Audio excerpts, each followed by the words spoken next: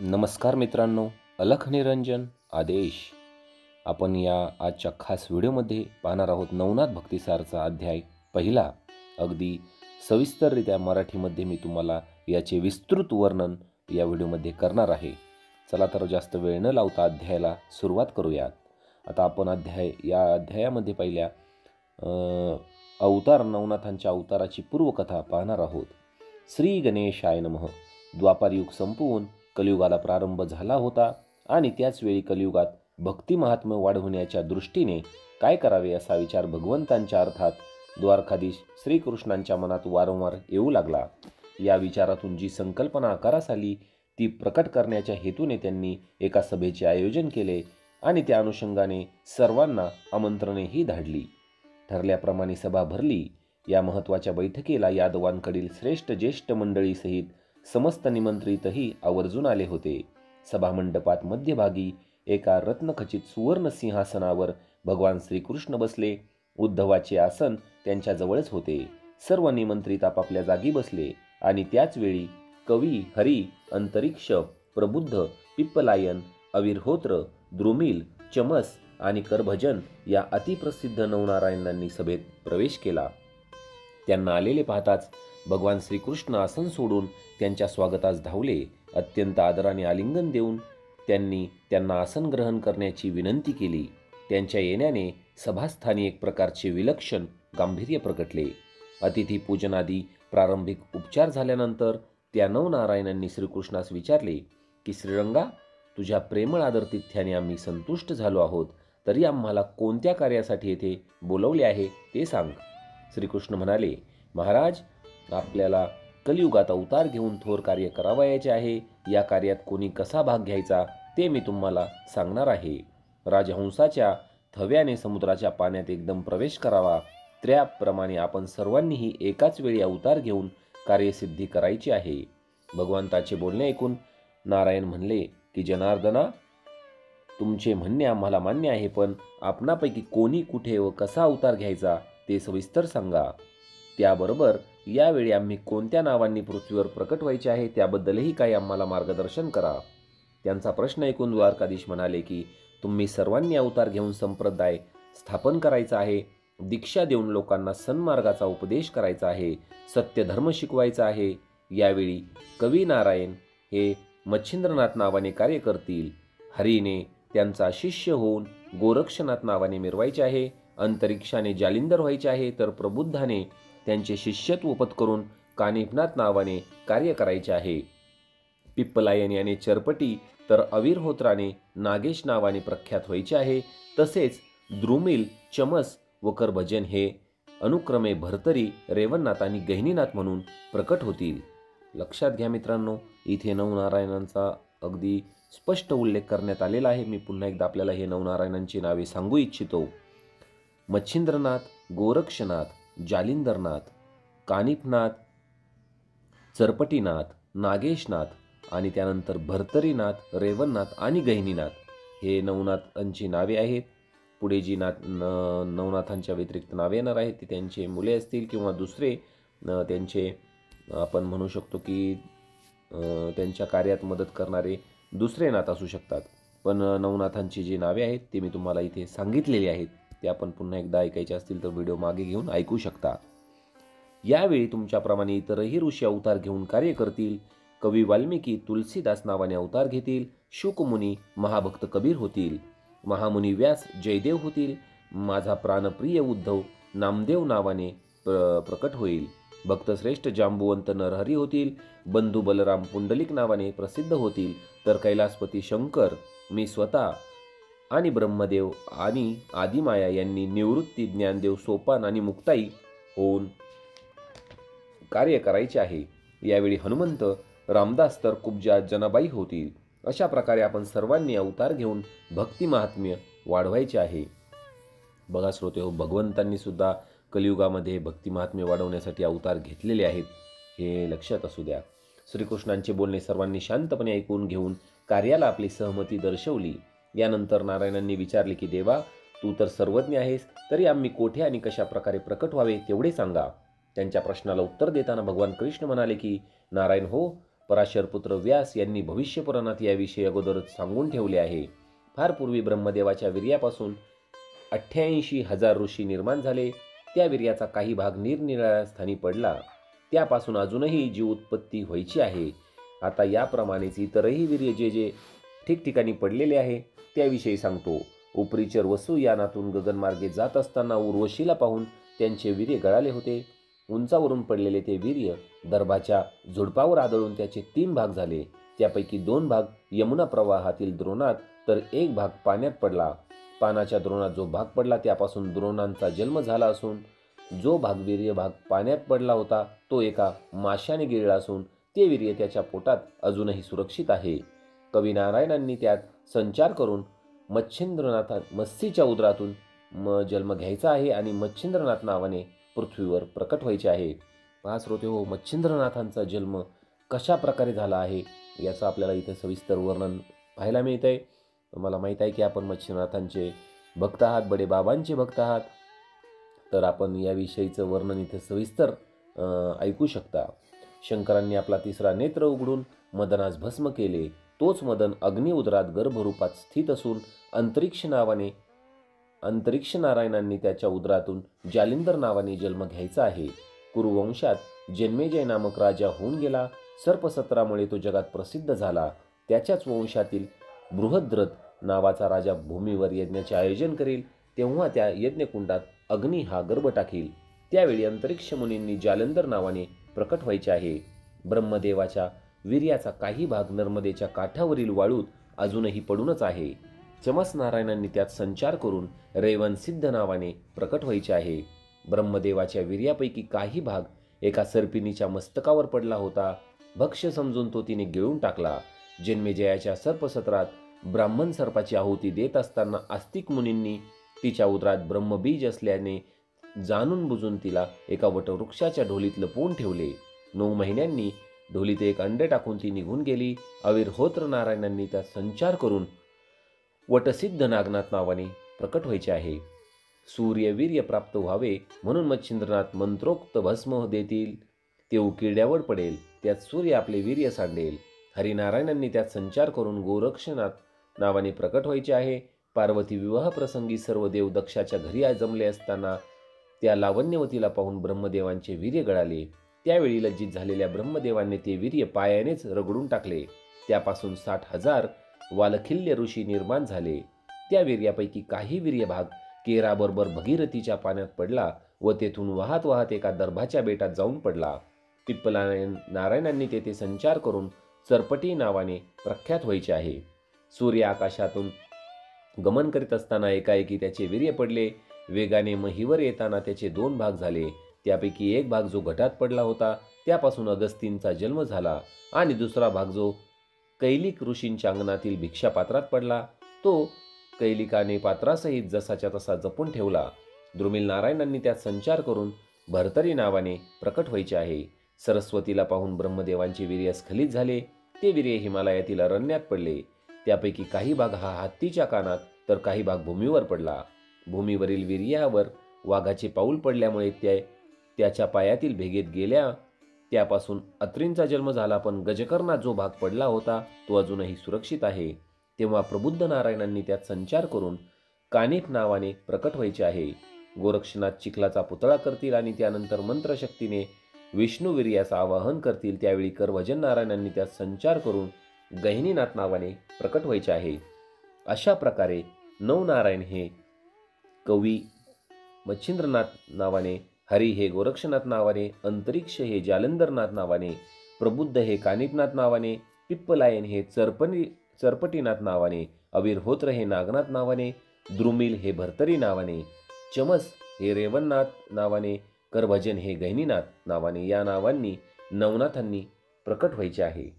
याप्रमाणे समस्त बारकाव्यांसह खुलासेवार सांगून श्रीकृष्णांनी नवनारायणांना संतुष्ट केले. त्यानंतर लक्ष्मीपतीस नमस्कार करून ते सर्वही तेथून निघून मंदराचलावर गेले आणि शुक्राचार्यांच्या समाधीजवळ समाधीस्थ होऊन राहिले. पुढे पूर्वीच ठरल्याप्रमाणे ते सर्वजण शुक्राचार्यांसह कार्यास्तव प्रकट झाले. त्यांचीच चरित्रलीला श्रोते हो या ग्रंथात दिलेली आहे. आता अध्याय पहिल्यातील आपण दुसरा टप्पा पाहणार आहोत. भगवान शंकरांकडून पार्वतीस उपदेश. अध्याय पहिलाच चालू आहे. बालरवीचे शीतल शांत आरक्त किरण समस्त जगतावर आपला प्रभाव प्रस्थापित करू लागले. तशी चराचर सृष्टीत नवी उमेद संचारली. रात्रीच्या विश्रांतीने सुखावलेले प्राणी मात्र दिवसाच्या स्वागताला सज्ज होऊ लागले.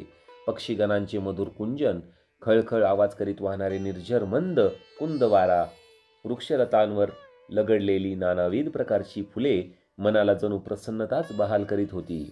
कैलासाच्या हिमाच्छदित कडा सुवर्ण दीप्ती धारण केल्याप्रमाणे चमचमत होत्या. ते दृश्य पाहून नुकत्याच ध्यानातून उठलेल्या भगवान शंकरांना खूपच आल्हाददायक वाटले. जगन्माता पार्वतीने त्यांची पूजा केली. आज भगवंतांच्या मनातील प्रसन्नता त्यांच्या वदनावर विशेषत्वाने प्रतीत होत होती आणि ते पाहून पार्वतीला तिच्या मनात ज्या विचारांनी आवर्तने उठत होती ते विचार पुन्हा एकदा आपल्या पतीस सांगावेत असे वारंवार वाटू लागले. वास्तविक याबद्दल तिने पूर्वीही अनेकदा विचारून पाहिले होते, पण भगवान शंकरांनी तिला दाद लागू दिली नव्हती. पण आज मात्र तिला राहावेना. ती योग्य वेळेची प्रतीक्षा करू लागली. पूजेनंतर उपस्थित गणांनी आपल्या स्वामीस नमस्कार केला आणि जो तो आपापल्या कार्यासाठी निघून गेला. नंदी मात्र जवळच उभे होते. समस्त गणपरिवार निघून जाताच भगवंतांना थोडी उसंत मिळाली. त्यांनी सहजच पार्वतीकडे पाहिले तेव्हा का कुणास ठाऊक तिला आपल्याला काही विचारायचे आहे हे त्यांना प्रकर्षाने जाणवले. मंदस्मित करून त्यांनी तिला विचारले, प्रिये, आज तुझ्या मनात कसली खळबळ चालली आहे? तुला काही विचारायचे आहे का? पार्वतीने शंकरांकडे प्रेमाने पाहिले आणि किंचित कृतत कोपाने म्हणाली की स्वामी, विचारायचे तर आहेच, पण तुम्ही कामात असल्यामुळे मला काही बोलायचे धैर्य झाले नाही. आणि मला जे विचारायचे आहे ते मी यापूर्वीही अनेकदा विचारले आहे, पण या प्रत्येक वेळी तुम्ही मला अशा रीतीने उत्तर दिले आहे की मला पुढे काही बोलताच आले नाही. पण त्यामुळे अंतःकरणातील तळमळ मात्र अधिकच वाढत गेली. असे असले तरी आज मात्र मी तुमचे काहीही ऐकणार नाही. मला माझ्या प्रश्नांचे उत्तर मिळालेच पाहिजे. बोलता बोलता पार्वतीच्या दोन्ही डोळ्यांतून अश्रू वाहू लागले. तिला रडू आवरेना. दुसऱ्याच क्षणी श्री भगवानांच्या चरणांवरती कोसळली. तिची अवस्था जाणलेल्या शंकरांनी खांद्याला धरून तिला दोन्ही हातांनी उठवले आणि आपल्या शेजारी बसून तिचे डोळेही पुसले. त्यानंतर हळुवारपणे तिचे मस्तक थोपटून म्हणाले, अपर्णे, इतकी भावनाविवश होऊ नकोस. तुला जे काही विचारायचे आहे ते निसंकोच विचार. शंकरांच्या वचनांनी पार्वतीला धीर आला. स्वतःला सावरून शांतपणे हात जोडून ती म्हणाली, स्वामी, आपण नित्यनियमाने ज्या परमपवित्र मंत्राचा जप करता त्या मंत्राचा मलाही उपदेश करून मजवर अनुग्रह करावा असे फार दिवसांपासून माझ्या मनात आहे. आज अगदीच राहावे ना म्हणून रडू आले. तिचे म्हणणे ऐकून शंकरांनी मंद स्मित केले आणि तिचे मस्तक कुरवाळत म्हणाले, अगं, भूक लागल्याशिवाय अन्नाचे महत्त्व आणि त्याची गोडी या दोन्ही गोष्टी कळत नाहीत. उपदेशाचेही तसेच आहे. अंतःकरणापासून तळमळ नसेल तर त्याचे पालन होत नाही. पण आता काळजी करण्याचे कारण नाही.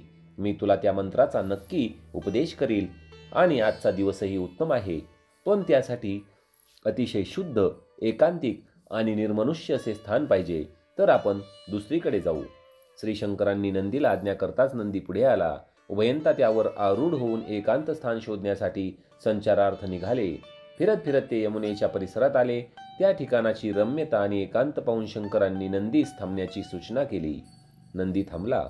तसेच श्री शंकर भगवान भवानीसह खाली उतरले आणि नंदीस तेथेच थांबवयास सांगून उभयंता फिरत फिरत नदी प्रवाहाच्या दिशेने निघाले. पात्रानिकट एका विशाल वृक्षाच्या गर्द सावलीत थोडा वेळ विश्रांती घेऊन झाल्यावर जगज्जननी पार्वतीची इच्छा म्हणून शंकरांनी तिला संजीवनी मंत्र सांगून अद्वैताचा बोध दिला. पार्वतीस धन्य धन्य वाटले. तिच्या अंतःकरणातील खळबळ नष्ट होऊन त्या स्थानी अपार शांतीने प्रवेश केला. ती निज सुखात नाहून निघाली. कृतार्थतेने तिच्या डोळ्यातून आनंदाश्रू वाहू लागले. तिने अत्यंत नम्रतेने भगवानांना नमस्कार केला. थोडा वेळ गेल्यावरती भावनावस्थेतून भानावर आली तेव्हा शंकरांनी तिला विचारले, प्रिये, आता मी तुला जो उपदेश केला त्याचे निजसार काय आहे? तुला कोणता बोध झाला त्याविषयी मी तुझ्या मुखानेच ऐकू इच्छितो. त्या समय पार्वती काही सांगणार तोच यमुनेच्या संत वाहणाऱ्या जलप्रवाहातून आवाज आला, आता मी तू पण असे द्वैत राहिलेच नाही. या डोळ्यांनी जे जे काही दिसते वा इंद्रियांनी अनुभवले जाते ते सतत बदलणारे आहे, चंचल आहे. ही सृष्टी, तिच्यात समावलेल्या समस्त सजीव निर्जीव वस्तू, त्यांचे रंग, रूप आणि हालचालींनी युक्त असे अस्तित्व केवळ भ्रम असून सर्वत्र अखंड कैरस आणि सनातन असे परब्रह्मच प्रत्ययास येत आहे. सोन्याचे अलंकार आकाराने वेगळाले भासमान होत असले तरी त्या अलंकारांच्या ठायी असलेले सोने जसे एकच असते, तद्वत या समस्त चराचरात सूक्ष्म जीव कोटीपासून ते प्रत्यक्षात ब्रह्मदेवांपर्यंत सर्वत्र पृथक भाव प्रत्ययास येत असला तरी त्या सर्वांच्या ठायी एकमेव अद्वितीय असे ब्रह्मतत्वच विराजमान आहे. यमुना जलातून तरंगलहरीप्रमाणे अगदी अवचित प्रकट झालेली ती दिव्यवाणी कानी पडताच उभयंतांना परमाश्चर्य वाटले. पार्वतीला हा काय प्रकार आहे ते समजेना. जिज्ञासापूर्तीसाठी तिने भगवान शंकरांना याबाबत विचारले. तेव्हा त्यांनी तिला इशाऱ्यानेच थोडे सांभावयास सांगून अंतर्दृष्टीने अवलोकन केले. सत्य प्रकार काय आहे हे लक्षात यायला वेळ त्यांना लागला नाही. भवानीच्या खांद्यावर हात ठेवून ते शांतपणे तिला म्हणाले की काही काळापूर्वी उपरिचर नावांचे एक वसू विमानातून आकाशमार्गाने जात असताना अगदी अचानक उर्वशी नामक देवांगना त्यांच्या दृष्टीस पडली. त्या महान सौंदर्यवती अप्सरेस पाहून त्यांच्या मनात तिच्याशी रतिक्रीडा करण्याची दुर्दम्य इच्छा प्रकट झाली. कामवासनेने प्रेरित झालेले तो वसू दोन्ही डोळ्यांनी तिचे सौंदर्य पान करीत असताना ती अप्सरा पाहता पाहता दिसेनाशी झाली. कामपीडित उपरिचरांनी तिच्या विरहाने अत्यंत व्यथित झाले. काय करावे हे त्यांना सुचेना आणि त्याचवेळी त्यांचे वीर्य स्खलित झाले. ते वीर्य यमुनेच्या पात्रात पडले. पात्रात मुक्तपणे विहार करणाऱ्या एका माशाने भक्ष्य समजून ते गिळून टाकले. वीर्यप्रभावाने ती मत्स्य गर्भवती राहिली असून नवनारायणांपैकी कवी नामक नारायणांनी त्यात संचार केलेला असून त्यांच्या जन्मास अजून अवकाश आहे. आज मी तुला जो उपदेश केला तो योगायोगाने त्या गर्भस्थ नारायणांनीही ऐकला. त्यामुळे त्यांना शुद्ध ज्ञान प्राप्त झाले आणि त्या क्षणी त्यांच्या द्वैत भावाचे निरसन होऊन ते ब्रह्मरूप झाले. आताच आपण जे काही ऐकले ते या नारायण मुखीचे शब्द आहेत. भवानीस कवी नारायणांच्या आगामी जन्माबद्दल सांगून भगवान रुद्रमत्सीच्या उदरातील नारायणास उद्देशून म्हणाले की हे कवी, आज या यमुना तटावर मी अपर्णेस जो दिव्य उपदेश केला तो तुमच्या परम भाग्याने तुम्हालाही प्राप्त झाला आहे. हा अपूर्व योग आहे, यात शंका नाही. अद्याप तुम्हाला प्रकट व्हायचे आहे तरी जन्मास आल्यावर तुम्ही आजच्या दिवसाचे आणि माझ्या उपदेशाचे सतत स्मरण ठेवून पुढे बद्रिकाश्रम क्षेत्री या. तेथे मी तुम्हाला भगवान दत्तात्रेयांकडून मंत्र उपदेश करून प्रत्यक्ष दर्शन देईल. त्यानंतर भगवान शंकर अपर्णेसह कैलासावर निघून गेले. आता लक्षात घ्या श्रोतेहो, आपण नवनाथ भक्तीसारचा अध्याय पहिल्यातील 3रा टप्पा पाहणार आहोत. मच्छिंद्रनाथांचा जन्म, बालपण आणि तपश्चर्या. आता आपण पाहिले जस्ट की भगवान शंकरांनी आता मच्छिंद्रनाथांना जे सध्या माशाच्या पोटात आहेत त्यांना असा आदेश दिलेला आहे की आपलं ज्यावेळेस पृथ्वीवर जन्मास येणार आहात तेव्हा आपल्याला बद्रिकाश्रमी क्षेत्री यायचं आहे. तिथे तुम्हाला मी भगवान दत्तात्रेयांकडून मंत्र उपदेश करून देईल आणि प्रत्यक्ष दर्शन देखील देईल. आणि अशा प्रकारे मच्छिंद्रनाथांचे जे गुरु असणार आहेत ते आपल्या लक्षात आलेच असेल की दत्तात्रेय असणार आहेत, भगवान दत्तात्रेय असणार आहेत. तर आपण आता त्यांच्या जन्माविषयीची कथा पाहूया. मच्छिंद्रनाथांचा जन्म, बालपण आणि तपश्चर्या याविषयीची आपण सविस्तर माहिती घेऊया अध्याय पहिल्यामध्ये. भगवान आदिनाथ निघून गेल्यावर मस्तीच्या उदरातील कवी नारायणांनी अखंड मंत्र जाप प्रारंभ केला. आता त्यांच्या संजीवनी मंत्र कानावर पडलेला आहे. आता त्याचा जाप त्यांनी आता माशाच्या पोटामध्ये देखील मित्रांनो चालू केलेला आहे. पुढे गर्भास पूर्णावस्था प्राप्त होताच माशी जी मत्स्य होती ती प्रसूत झाली. तिच्या उदरातून एक अंडे बाहेर आले. ते अंडे यमुनेच्या काठावरील वाळूत ठेवून ती मासा जो आहे तो मत्स्य पाण्यात निघून गेलेली आहे. काही दिवस ते अंडे तिथेच पडून होते. पुढे एक समयी काही बकपक्ष्यांचे म्हणजे बगड्यांचे तेथे आगमन झाले असताना अंड्यास पाहून ते आपलेच भक्ष्य आहे असे वाटून त्या बगड्यांच्या समुदायाने त्यावर चंचू प्रहार करण्यास सुरुवात केली. म्हणजे आता बगड्यांनी त्या अंड्याला चोच मारायला सुरुवात केलेली आहे. चोचीच्या आघातामुळे त्या अंड्याची 2 शकले झाली आणि त्यातून एक तेजस्वी बालकाच्या रूपात कवीनारायण भूलोकात प्रकट झाले.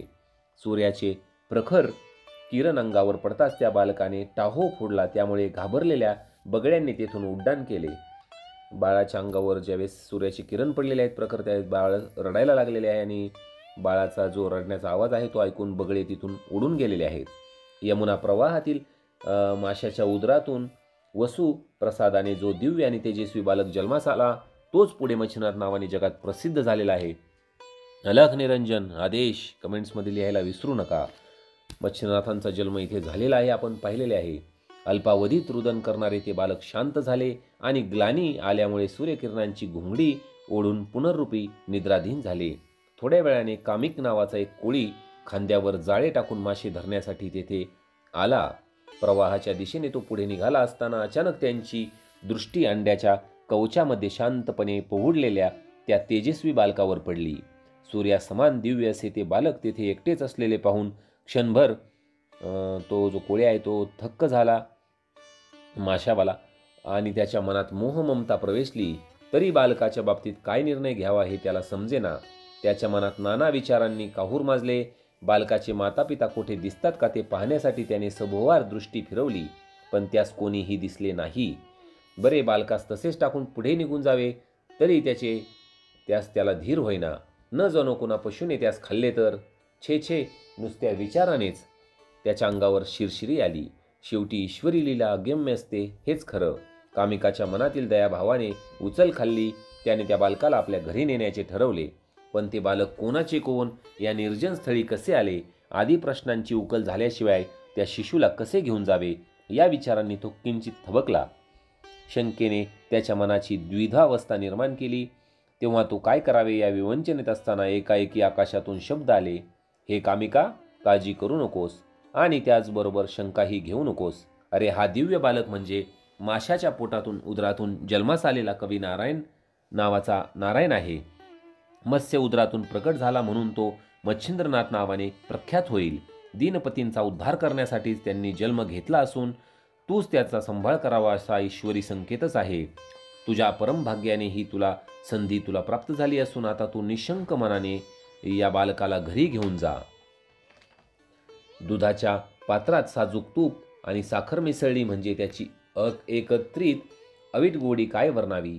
कित्येक दिवसांचा उपवास घडलेल्या राजहंसाला मोत्यांनी भरलेले गजगंड स्थळ प्राप्त व्हावे, वा वंशखंडनाच्या चिंतेने ग्रासलेल्या मनुष्यास अचानक पुत्रलाभ व्हावा, वा रोगाच्या आक्रमणाने जर्जर होऊन मृत्यूपंथास लागलेल्या रुग्णा हाती अमृतपात्र पडावे, वा दुष्काळात अन्नान्न दशा होऊन शीते वेचून खाणाऱ्यास दैववश पंचपक्वानाचे ताट मिळावे, वा दारिद्र्य भोगलेल्या कवडीसाठी जीव टाकणाऱ्या कृपणास अकस्मात द्रव्यघट सापडावा आणि एका क्षणार्धात पूर्वावस्था बदलून दैन्य अंधार चिंतेची जागा विपुलता प्रकाशाने समाधानाने घ्यावी, जीवन आनंदाने उजळून जावे. अगदी त्याप्रमाणे त्या दिव्य आकाशवाणीच्या अमृत शब्दांनी आपले कार्य केले. बालकाविषयी कामिकाच्या मनात वात्सल्य तर निर्माण झालेच होते, पण आता तर त्याच्या मनातील उरली सुरली शंकारूप जळमटेही पार निघून गेली. त्याच्या हृदयात प्रेम, संतोष आणि आल्हाद प्रकटला. ईश्वरी कृपेच्या अनुभूतीने त्याच्या डोळ्यात कृतज्ञतेचे अश्रू तरळले आणि दुसऱ्या क्षणी स्नेहाने सद्गतीत होऊन आपल्या थरथरणाऱ्या हातांनी त्याने मच्छिंद्रनाथांना उचलले आणि छातीशी कवटाळून त्याचे मटामट मुके घेतले. त्यानंतर यमुनेच्या पाण्याने अगदी अलगदपणे त्यास नाहू घालून कामिकाने तो ईश्वरी ठेवा आपल्या घरी नेला. घरी पोहोचताच कामिकाने ते बाळ पत्नीच्या शारदत्वेच्या स्वाधीन केले आणि यमुनेच्या काठी घडलेला सर्व प्रकार तिला सांगितला आणि म्हणाला की प्रिये, ईश्वरी करणी अगम्य आहे हेच खरं. तो कोणाकडून काय कार्य करून घेईल याबद्दल ठामपणे काहीच सांगता येत नाही. आता हेच पाहना, आपण गरीब किरात असूनही या दिव्य अवतारी बालकास वाढविण्याची, त्याचे पालन पोषण करण्याची महत्त्वाची जबाबदारी त्याने आपल्यावर सोपवली आहे. या बाळाच्या योगाने आपल्यातला ईश्वराचा प्रसादच प्राप्त झाला असून आज आपण धन्य झालो, कृतार्थ झालो. कांते, आपण हलक्या यातीचे या दिव्य बालकाचे सोपस्कार कसे करायचे अशा विचारांनी मन व्यथित होऊ देऊ नकोस. आपल्या कुळास धन्य करणाऱ्या या बालकास तू आपला पुत्रास मान. अग कुंतीचा सूर्यदत्त पुत्र जो कर्ण, तो नाही का अधिरथाच्या घरी वाढला आणि किरात सदनी वाढूनही त्याने नाही का सत्कीर्ती मिळवली. आपला मच्छिंद्रही अजरामर कीर्तीची पताका फडकविली यात शंका नाही. याच्या योगे आपला भाग्योदय तर होईलच, पण अनेक जीवांचाही हा उद्धार करील. प्रिये, अग जगावर कृपा करण्यासाठीच हा दिव्य जीव भूतलावावर प्रकटला आहे. मित्रांनो, आता जो कोळी आहे त्याने आपल्या बायकोला अगदी व्यवस्थितरित्या समजावून सांगितलेले आहे. पतिवचनांनी शारद्वेतेचे देखील मन सुखावले आहे. घरी आलेल्या बालकाला पाहून तिच्याही मनात प्रेम वात्सल्य निर्माण झाले आणि चंद्रदर्शनाने सोमकांत मन्यास पाजर फुटावा तद्वत तिलाही प्रेमपाना फुटला. मातृसुलभ वात्सल्याने तिने त्या बालकास उराशी कवटाळले आणि दुसऱ्या क्षणी छातीशी घेऊन त्याला स्तनपान करू लागली. मातृहृदयातील दुग्धरूप अमृताचे यथेच्छ पान करून मच्छिंद्र तृप्त झालेले आहेत. त्यांच्या चेहऱ्यावर समाधान तरळले आणि ते खुदकन हसले. त्यांचे मोहक हास्य पाहून शारद्वताला तर पार विरघळून गेले. तिने त्यास पुन्हा आलिंगन दिले आणि हळूवारपणे त्याच्या डोक्यावरून चेहऱ्यावरून आपला हात फिरवून एक हलकेसे चुंबनही घेतले. कामिक कौतुकाने कामिक म्हणजे शारद्वतेचा नवरा हा कौतुकाने तिच्याकडे पाहत होता. मच्छिंद्रनाथांचे लाड करून झाल्यावर तिने कामिकास वैद्याकडे जाऊन बाळगुटी आदी वस्तू आणावायला सांगितले. त्यानंतर ऊन पाण्याने बालकास नाहूमाखू घालून उबदार वस्त्रात घट्ट गुंडाळून पाळण्यात झोपवून दिले. शारद्वतेला स्वतःचे अपत्य नव्हते, त्यामुळे मच्छिंद्रनाथांच्या आगमनाने तिची उनीउती भरून निघाली. तिच्या मनात पुत्रवत्सल्याचा उगम झाला आणि पर्जन्यवृष्टीने कल्पवल्ली पालवीने युक्त होऊन अधिकच शोभायमान व्हावी तसेच काहीसे तिच्या बाबतीतही घडले व कामिकाचे घर आनंदाने मोहरून उठले. दिवसामागून दिवस जात होते मित्रांनो. शुक्ल पक्षातील इंदूप्रमाणे मच्छिंद्र हे लहानाचे मोठे होत होते. कामिक आणि शारद्वता मोठ्या हौसेने त्या बालकाचे लालन पालन करीत होते. त्यांच्या बाललीला पाहून उभयंता पतीपत्नीला कोण आनंद होत होते. ती दोघेही त्याची अपार काळजी घेत आणि त्याला क्षणभरही दृष्टीआड होऊ देत नव्हते. होता होता मच्छिंद्रनाथ हे 5 वर्षांचे झाले. एके दिवशी नदीवर जाताना कामिक कोळीने लहानग्या मच्छिंद्रनाथांनाही आपल्या समवेत घेतले. यमुना तीरावर येताच त्यांनी मच्छिंद्रनाथांना काठावर थांबविले आणि मी जे मासे काठावर टाकील ते टोपलीत भरून ठेव असे सांगितले आणि ते पाण्यात शिरले. जाळ्यात पकडलेले मासे ते काठावर आणून टाकत होते. होता होता काठावर माशांचा ढीग झाला. ते पाहून कामिक मच्छिंद्रनाथांना बालकाला म्हणलेले आहेत की अरे पाहत काय राहिलाय, भर ते मासे टोपलीत. पण पित्याच्या वचनांचा मच्छिंद्रनाथांवर कसलाच परिणाम झाला नाही. शांतपणे उभा राहून ते तडफडणाऱ्या माशांचे जीवन मरणाचा खेळ पाहत होते. त्या जलजीवांचा तो मूक आकांत पाहून त्यांचे हृदय पिळवटून गेले. त्याखेरीज त्यांचा जन्मच मुळी मत्स्यीपासून झाला असल्याने आज आपल्या पित्याने आपल्या मातृकुळाचा जणू संहारच मांडला आहे असे मच्छिंद्रनाथांना वाटले. व्यथेने त्यांच्या डोळ्यातून अश्रुधारा वाहू लागल्या. डोके तापले. आपल्या डोळ्या देखत आपल्या मातृकुळाचा नाश होऊ देणे त्यांना योग्य वाटेना. त्यांची उपकार वृत्ती जागृत झाली आणि जन्मेजयाच्या सर्पसत्रात अस्तिकाने जसे आपले मातृकुळ वाचवले तसं मच्छिंद्रनाथही आपले मातृकुळ वाचविण्यास सज्ज झाले. दुसऱ्या क्षणी आपले वडील काय म्हणतील याचा विचार न करता त्यांनी काठावर तडफडणाऱ्या माशांना यमुना जळात सोडण्यास सुरुवात केली. त्यांचे ते कृत्य पाहून मेघमंडळात वीज चमकावी तसा कामिकाच्या मनात क्रोधाग्नी भडकला. तावातावाने काठावर येऊन त्यांनी मच्छिंद्रनाथांच्या कानशिलात मारले आणि संतापाने म्हणाले की मूर्ख कार्ट्या, हे मासे काय सहज मिळतात? तुमच्या पोटात अन्न घालण्यासाठी मला किती कष्ट उपसावे लागत आहेत हे स्वतःच्या डोळ्यांनी पाहतोस ना. मग ही भिकेला लावणारी भूतदया कशाला? यांना जीवदान देऊन तुला परोपकाराचे पुण्य मिळेल, पण मग भूक लागल्यावर पोटात काय घालशील? काटे पोरट्या, मला तुझे लक्षण काही ठीक दिसत नाही. तुझ्या हातात पुढे भिकेची करवंटीच येईल असे मला वाटते. पित्याच्या मारण्याने वा दमदाटीने मच्छिंद्रनाथ रागावलेही नाही व घाबरलेही नाही, पण या घटनेने त्यांच्या बालमनावर विलक्षण परिणाम मात्र नक्की केला आणि पित्याच्या बोलण्यातून असं दुसऱ्याचं जीवित हरण करून उदरभरण करण्यापेक्षा पवित्र व दोषरहित असं भिक्षान्न खाऊन राहिलेलं बरं असा स्वतःलाच उपदेश करून आपल्या पाण्यात शिरलेल्या धर्मपित्याची नजर चुकवून ते दिव्य जीव, ते अनाथनाथ बालमच्छिंद्र पूर्वी भ्रमणार्थ पृथ्वी भ्रमणार्थ निघून गेले. तपश्चर्येसाठी योग्य स्थानाचा शोध घेत पदभ्रमण करीत मच्छिंद्रनाथ उत्तरेस बद्रिकाश्रमास आले. तेथील रम्य आणि पवित्र परिसरात त्यांच्या मनाला थोर दिलासा मिळाला. शांत शांत वाटले. तेव्हा हीच आपली तपोभूमी असे निश्चित करून त्यांनी त्याच ठिकाणी वास्तव्य करून 12 वर्षापर्यंत थोर योगाचरण केले. या कालखंडात लोहकंटकावर उभे राहून त्यांनी तीव्र तपश्चर्या आरंभिली. वायूवर आहार भागविला. सूर्याकडे दृष्टी लावून मुखावाटे सातत्याने केवळ श्रीकृष्णांचे नाम घेत राहिले. काया वाचा मने एका ईश्वर प्राप्तीशिवाय त्या सन्मुख अन्य कोणतेच ध्येय नव्हते. या अवधीत त्यांना होणाऱ्या देहक्लेशांचीही त्यांनी पर्वा केली नाही. त्यांच्या अंगावरील मांसाचा क्षय होऊन देह अस्थिपंजर व काष्टवत झाला. शिरा स्पष्ट दिसू लागल्या. डोळे खोल गेले आणि निस्तेज झाले. पहा मित्रांनो, मच्छिंद्रनाथांनी आता तपश्चर्या आरंभ केलेली आहे आणि अध्याय पहिल्यातील आपण आता चौथा टप्पा पाहणार आहोत. दत्तात्रेय आणि भगवान शंकर यांची भेट होणार आहे. इकडे बद्रिकाश्रम क्षेत्री घोर वनात मच्छिंद्रनाथांची तपश्चर्या चालू असताना एके दिवशी भगवान दत्तात्रेयांचे तेथे आगमन झाले. तेथील त्रिलोकात प्रसिद्ध असलेल्या शिवालयात प्रवेश करून त्यांनी शंकरांची स्तुती केली. म्हणाले, हे दयाघना आदिपुरुषा, हे शिवशंकरा, दक्षाचा जावई म्हणून ओळखल्या जाणाऱ्या दिगंबरा, अशा तुम्ही मदनाच्या अर्थात कामदेवाचा नाश केला. हे कैलासपती, तुम्ही सर्पांची आभूषणे धारण केलेली असून तुमच्या गळ्यातील रूढमाळा, जटेतील गंगा आणि मस्तकावरील चंद्र फार शोभून दिसतोय. हे त्रिनेत्रा, तुम्ही देवांचे मुख्य असून दैत्यांचा नाश करण्यासाठी हाती त्रिशूळ घेऊन वृषभावर आरूढ होतात. हे महादेवा, तुम्ही पंचमुखी असून जगन्माता पार्वती ही तुमची अर्धांगिनी आहे. जो कोणी भक्त तुमचे स्वरूप वर्णन करतो त्याला निज दर्शनाचा लाभ देऊन तुम्ही धन्य करता.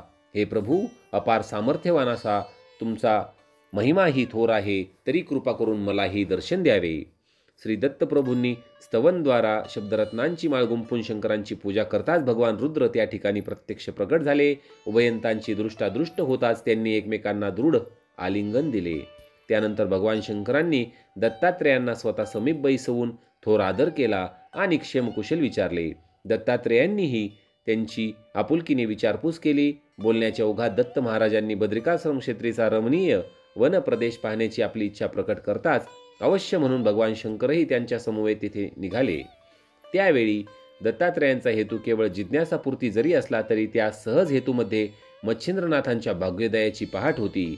दैव अनुकूल झाले म्हणजे भाग्य अनायासे चालत येते. मग रस्त्याने जाताना लघुशंकेच्या निमित्ताने दिव्य घटाचा लाभ व्हावा किंवा वैशाखात सूर्याच्या उष्णतेने तप्त झालेल्या पांतस्थाने छायेची इच्छा करताच प्रत्यक्षात कल्पतरूच्या सावलीचा लाभ व्हावा किंवा वैश्वदेवाचा भात रस्त्यात ठेवलेला पाहून कावळ्याने मुखातील रत्न टाकून त्याकडे धाव घ्यावी आणि भात ठेवणाऱ्यास ते रत्न सहजगत्या प्राप्त व्हावे, हा ज्याच्या त्याच्या उत्तम दैवाचाच प्रभाव असतो. म्हणूनच यावेळी मच्छिंद्रनाथांचे दैव त्यांना अनुकूल झाल्यामुळे दत्तप्रभूंच्या मनात वनप्रदेश पाहण्याची इच्छा उद्भवली.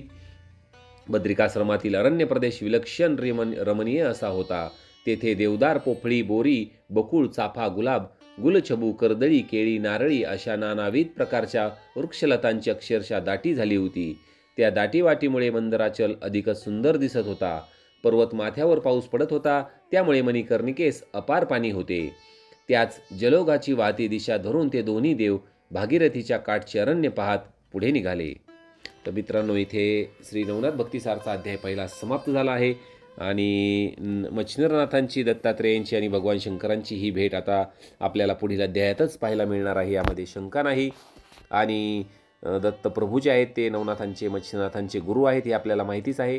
आता ते काय मंत्रोपदेश देणार आहेत याविषयीची सविस्तर कथा आपण पुढील अध्यायात पाहणार आहोत.